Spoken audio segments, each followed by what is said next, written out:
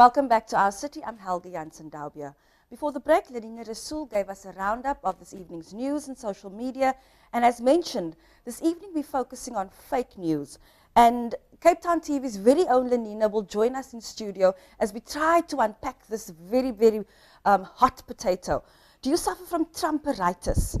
Do you suffer from not being able to check whether the facts that you put on your Facebook page, your Twitter, or your WhatsApp platforms are indeed the real thing? Well, we're making a joke about it, but it's a little bit of a serious thing when you don't check your facts. 2 weeks ago, Nduzi Malambo's life was turned upside down when WhatsApp voice notes on Facebook and on Twitter surfaced linking him to a syndicate that was killing women for their body parts. The posts all contained images on his Facebook page, and they all claimed that he was operating under the name of Brian from Parklands. The first voice note alleged that Brian would pay up to 130,000 rand to men willing to kill and kidnap women for their body parts. This comes very soon after another voice note from a young woman who said that Brian had followed her from a nightclub in Bloubergstrand and that she had managed to escape. This accusation, of course, comes after South Africans are still reeling from a spate of gender-based violence of women and killings of women and children. We tracked down Nduzi to find out how this fake news and vicious lies has affected his life. Let's watch.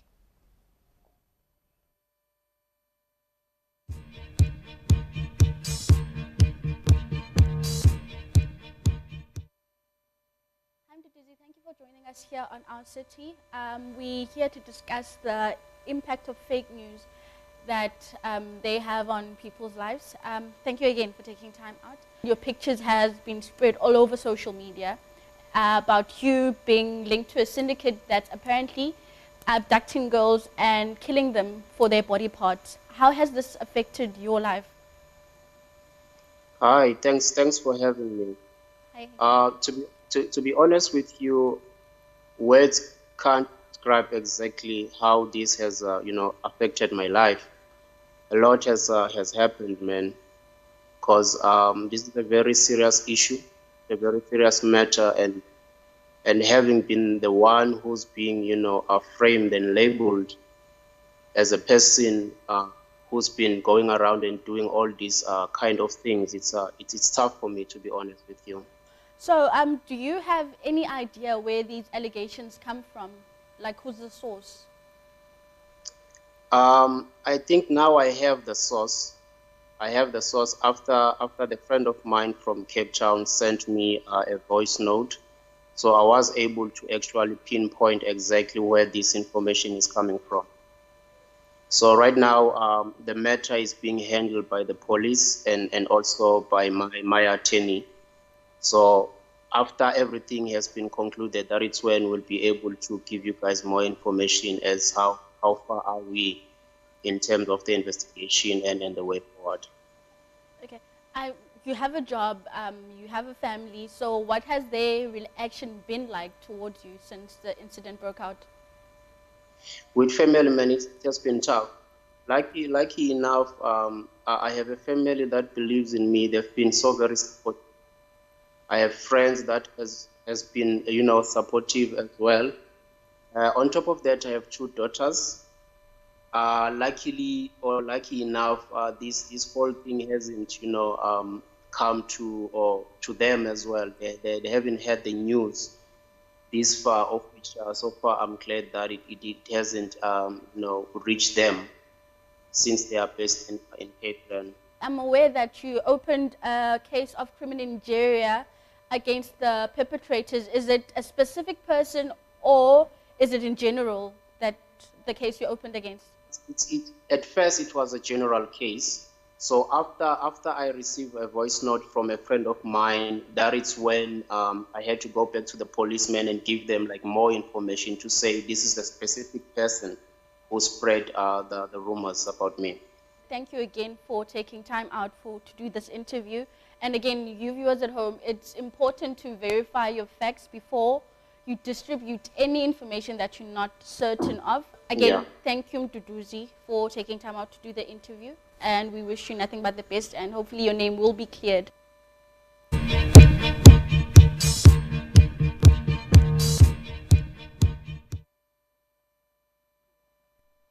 Welcome back. We're talking fake news, and we have in studio Cape Town TV's very own Lenina Rasool, our content producer. Lenina, that was some scary stuff. I mean, you know, we joke about, you know, the Trump finger, don't click send before you check your facts, etc. But we've seen with Nduzi, fake news can be very, very serious. How do our, as consumers, media consumers, how do we differentiate between what is fake news and what is not fake news? Well, yeah, I think the issue is really that with the, you know, with the internet and with Facebook and with social media, they've said everybody's become a publisher and everybody's also become a consumer of this news now. But what we have is a not very digitally literate readers actually who are going onto Facebook. I often use my mother as an example, who loves who lives on Facebook but doesn't know what the internet is. So in that way, they also don't know kind of how to differentiate between what's real and what's not, because it seems to be coming through reliable channels. Now, across South Africa, we've had fake news in the news a lot. There are tons of articles about how to spot fake news. But what seems to be coming up are voice notes that have been circulating over WhatsApp and Facebook posts that are circulating on Facebook and on Twitter, and they come across as personal accounts from people. So what would have been the rumor mill back then has now kind of become official. And we can see this with Nduzi's story. Exactly. And it was a rumor and now it's news. And I must just say to our viewers, this was in fact a Cape Town TV exclusive. It's the first time that he's actually publicly come out with a story and spoken about how his life was affected by fake news. So the WhatsApp, the Facebook posts, these are now the new rumor mill, as you say. But I want to just take a step back, Lenina. So how do I differentiate? If I see a post on my Facebook page and it talks about white monopoly capital, for example, because it's quite a catchphrase out there. How do I know that this piece that's been written is in fact not just an opinion piece, but it's spewing lies? What do I look for? Well, there's a few ways to actually first start fact checking, and we do want to take our viewers through that. I just wanted to highlight also, just so Nduzi was one big one. There were a few interesting things, like the one thing that stood out for me when we put up the screenshot, that post, so someone had received this voice note. Everybody was going crazy. Mothers were phoning their daughters to stay inside. What happened is we found someone transcribed that voice note, put it on Facebook, and in fact, it got shared over 3,000 times. Sure. So 3,000 people definitely not just saw it, clicked on it, shared it with their friends. And they think there's a syndicate. Exactly. Yeah, there's a syndicate out there that's busy targeting women for body parts, and Nduzi, known as Brian in the post, exactly, is with the his guy. picture. With his picture. Exactly. So Brian's actually, as we've heard, gone on to make a case at the police. The other big ones that sprang up that our viewers might be wondering about, just recently in Pretoria, we've had a voice note circulating on WhatsApp that there's a quantum bakkie driving around, kidnapping kids. I saw that. Exactly. I saw that. Yes. This went viral. Parents were up in arms. They were fetching their kids from school. And the SAPS then released a statement later on. Lenina, can I just stop you there? Because we've seen the city of Cape Town and the police services, they're constantly putting out their things around the water. You cannot trust this note, etc. Exactly. But don't you think that people falling for it, if you like, it also speaks about how the trust, the level of trust between the state and its institutions and the public has been eroded because of fake news. We don't know what to believe. No, exactly. I mean, it's true. I mean, it's planting stories. People are not calling the SAPS to confirm. I mean, and this is why the journalism is so important. There was also the other case, just looking at the effect of the fake news, because there's this knock-on effect. So the one is, other examples are rumors circulating that school would be closed on the Friday as well. Yes. We also had the Knysna humanitarian aid was hijacked, so people are putting out their trucks are being hijacked on the way to Knysna. Again, I also saw that. Exactly, and the effect of that. And so once you start tracking the posts actually, and you see the amount of shares, and you see what is actually the knock-on effect of this, that mothers are panicking, kids are staying out of school, people then are not sending aid through to Knysna because they think it's being stolen. And people don't know who to believe. Lenina, this is such an Exactly. exciting conversation, but we're going to have to take a break. Okay. Stay tuned when we talk about fake news after this.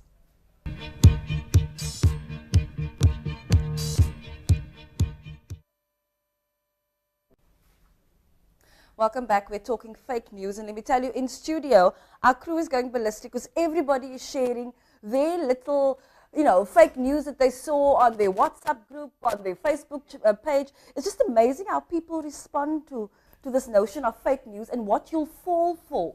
You know, absolutely. Exactly. Why are people responding to this when clearly, people should know what our rights are as citizens?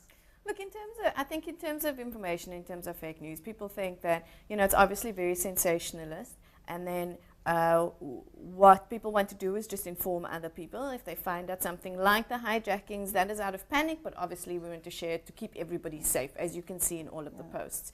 What is important is that really I think it's coming down to how to spot the fake news. So there are new fake news websites themselves who put out articles that are not true, and they do this on purpose, and they do this to sell. I've heard to sell money for ads, to make money through ads, and those are those things. And one of the ways to combat that, if you see an article and you're not sure it's true, the first thing is always to Google it and to see where the article is published. So, for instance, if you're seeing an article, always check the URL. If it's The Guardian with a double N, for instance, then it's not the actual Guardian website. If it's IOL for independent newspapers, but with a double L. So always check the source. Often, if you see the article coming up multiple times, incredible sources, then you can trust that. Another website also, the headlines can be very outrageous. Always ask yourself, what is the real story? With the WhatsApp voice notes, same rules apply though. The first thing to go and do is to go and check whether that's true before you share it. People have just been reacting out of fear or out of concern, and what we need to do, one specific case that struck me was the Courtney case in Elsie's River, and I'll never forget that it's come out, lots of rumors were circulating, especially about the mother, and when we look at the knock-on effect of that at court, where the mother was attacked, I think, or almost attacked at court, her name was dragged through the mud, and there were subsequent statements released by the family and even by organizations saying that that was, on top of the trauma of losing a child, that was extremely traumatic. So just to be careful when we share, we'll never know why people do create these voice notes, whether it's malicious or what the reason is. But some of the things are consider the source. Where did it come from? So not who sent it to you, because that person, like my mom, for instance, or myself, or you, where did it originate? And it's fine for you to ask and start tracking back. Where did it come from? Who is the person? Often they don't identify themselves in the voice notes. But Lenina, I want to say this. The issue of fake news is not new because, because it's fake news. I mean, this goes back. Before Facebook. Long before Facebook. Whoever remembers before Facebook, there were the spam emails. There was spam emails. There was a broken telephone. Exactly. Literally, where you're picking up a landline and saying, "Did you hear, Lenina?" Exactly. So this is not new, but the responsibility for us as consumers of all these kinds of platforms is greater now than it ever was. Yes. So, for example, if there is a fake news about a certain president of a very, very powerful country, we all know that there's a lot of stories going on around him. Exactly. What would be your advice to people who want to kind of track what's happening in the world around, for example, America and its president? How would I know if he is really orange or if this is just salacious gossip? Look, the bigger story is a little bit easier to figure out and debunk, because you've also got big media, big credible media on that. Okay, in terms of probably as a citizen, you're not going to be able to track it back to the president, for instance. But like I said again, when you're looking at, especially when you're getting the voice notes, when you're looking at Facebook, when you're looking at the posts, it's about considering the source. It's check the author, check the date, is there date, and the lack of those things. Yeah, we're going to have to stop there. But I know we're going to get Lenina and this conversation back in studio. Definitely. If you've had experience around fake news, or you yourself were the victim of fake news, let us know on our Facebook or on our Twitter pages, and we'll help you track whoever's spreading this fake news. Till tomorrow evening, from me, Helge Jansen, and from our studio guest, Lenina, we'll be back tomorrow evening. Good night. Good night.